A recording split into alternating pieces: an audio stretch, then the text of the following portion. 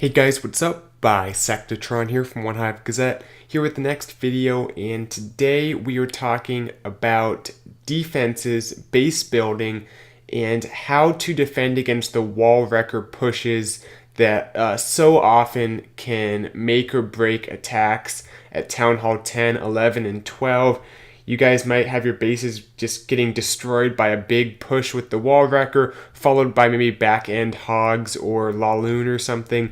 But just because the wall wrecker is pretty much a guaranteed entry through a few layers of walls, doesn't mean they necessarily can funnel everything behind the wall wrecker into the base. So this video is about having a few different types of entryways that are good for making it difficult to funnel troops into the base, be it your heroes, bowlers, Valks, or whatever else is in the kill squad. So this is kind of an old school video, got the UDoodle app up. We're going to be drawing some stuff out. Don't have any replays, unfortunately, for this video. It's going to be more of a very general type discussion. I'm sure you guys will see these types of setups in bases as you go through your own wars. But let's get right to it. You guys can see in these different little scenarios, these parts of bases I've laid out here. The town hall is theoretically over on the top right. So as we look at this first entryway, imagine that the wall wrecker would path like this. You know, it can also go at an angle like that or like that, depending on where the town hall is. But the idea is it's going from bottom left to top right.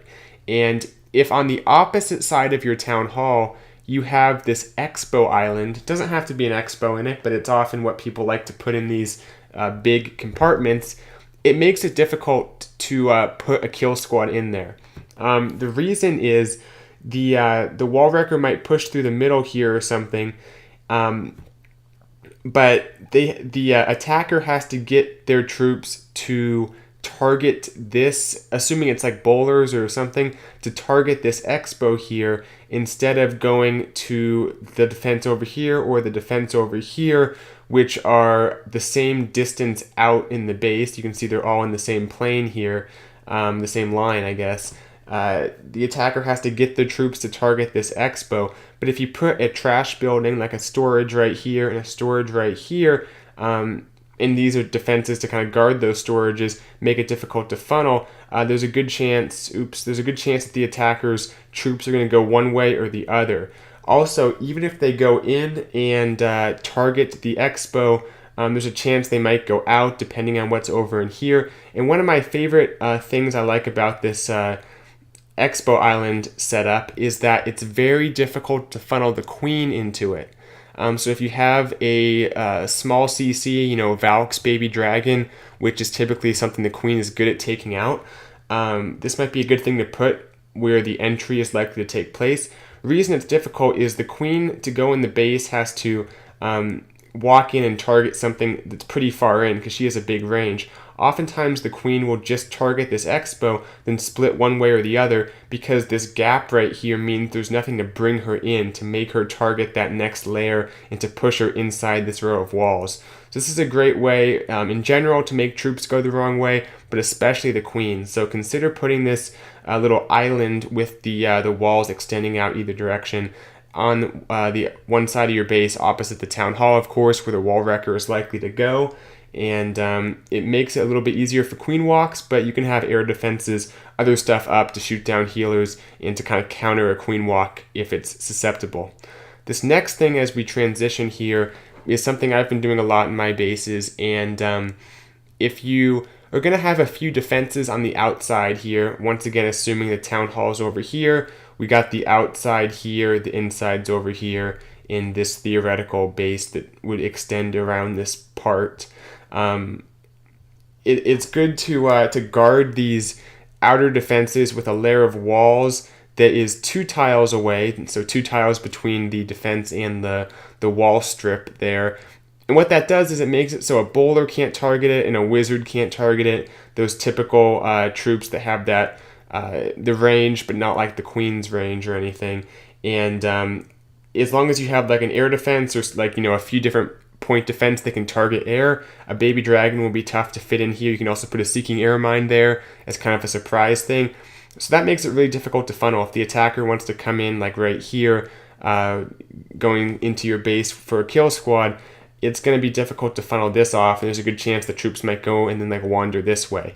So what this does is, with the exception of maybe a suicide queen here to take this out, it makes it very difficult to funnel that off, and of course that's going to lead to troops not going inside the base properly. So that's basically it. Just locations where maybe you have a compartment ends and then the base kind of recedes back a little bit, and you want to have these defenses on the outside, it's a good idea to throw this, it doesn't have to extend that far, just, from a little past one defense to a little past the other to kind of protect those defenses on the outside, make funneling more difficult. This next one's very simple. In general, it's nice to have compartments running, how would I say this, perpendicular to the wall wrecker path. So if the wall wrecker is going like that, or as I said earlier, maybe it's some kind of slight angle or something. But generally speaking, if it's going in that direction, you want your compartments running this way, meaning that bowlers especially, but other troops too, are going to wander off. They're not going to get the actual push that's desired. Sometimes having the compartments that line up with the wall wrecker, if the compartments are like this and like this, is only guiding troops in, and if there's bowlers, they can target these compartments from the middle one and even get bounces farther off, so you're not really helping yourself in that regard. It's good to have your compartments oriented like that.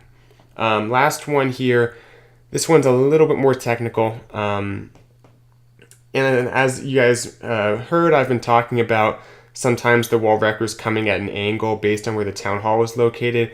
So if you imagine this part of the base, the town hall is like up here, but like farther back, but the angle is going to be something like this.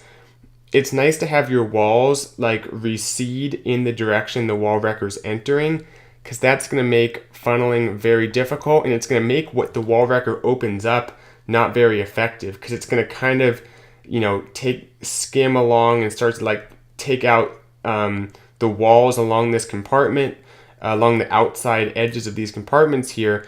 But what that does is it doesn't really push deep into the base. It kind of keeps the wall wrecker along the outer layer there, and it's also going to make funneling difficult because the troops are going to have to be dropped up here, and the attacker wants them going into the base than like farther in usually, but there's a chance that the troops are going to just go down, target from the outside, because it's still moving in that direction, but they're not actually inside the base. So a little more complicated. I would not recommend thinking about this one too hard if you're not an experienced base builder, but generally speaking, having those compartments along the edges kind of recede backwards along the direction the wall wrecker is going makes it difficult to get that nice push that people like to get with the wall wrecker, and it's going to make it difficult for funneling purposes as well. So that is pretty much it. Like I said, a little bit of an old school,